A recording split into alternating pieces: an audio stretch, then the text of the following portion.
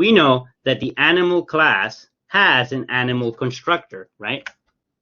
And the dog class has a dog constructor.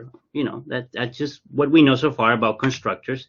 So the problem is, in my derived class, in my child class, when do we construct the base instance? So in my dog class, when do I construct the animal part of the dog class, right? So this is what I mean. So the animal class has an animal constructor. Here's the animal class, which I made it public, right? So I have an animal constructor within the animal class, and it's public. And here it is, and it takes two parameters. It takes an integer for the age of the animal and a double for the weight of the animal, right? And then in my .cpp file, I implement the constructor. So here I have the constructor of the animal class, which takes an integer and a double. And then I initialize my age with the age parameter, the weight with the weight parameter.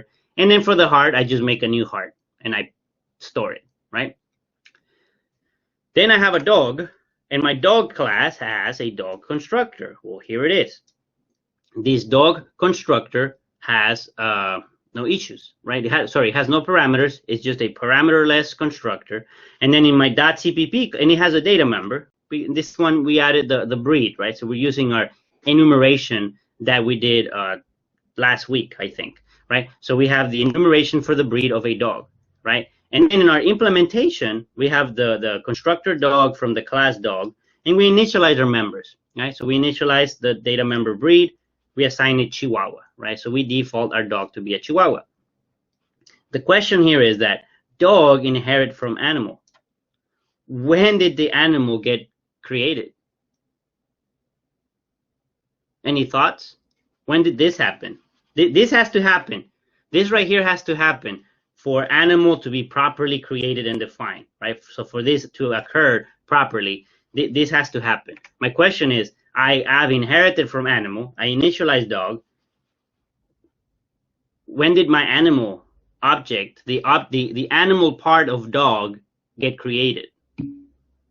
Okay, so one suggestion is that it didn't.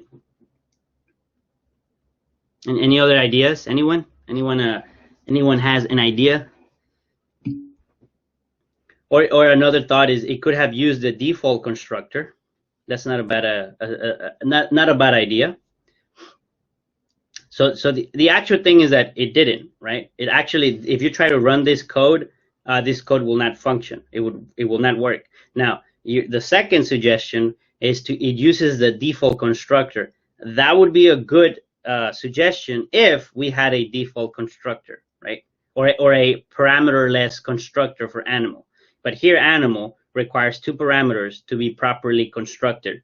And without those two parameters, no animal can be properly constructed. So which means that this right here will give you an error. This will not work. This will say, hey, the animal class needs to be constructed and I need to give it an age and a weight to properly construct it. So this will give you an error. So how do we specify, hey, construct the animal part of the dog class? We just added in the column method at the very beginning, right? So we had breed in here. So I'm saying is before the breed, before we start to initialize the data members of dog, before we initialize these members, let's construct the animal part of dog, the thing we have inherited.